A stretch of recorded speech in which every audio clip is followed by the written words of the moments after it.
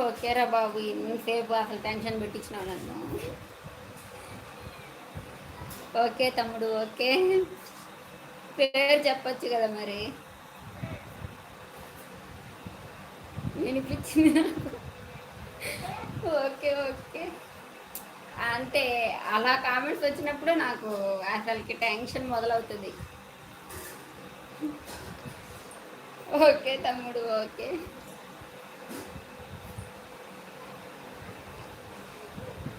నిజంగానే ఒకసారిగా సైలెంట్ అయిపోయిందని కామెంట్ వల్ల.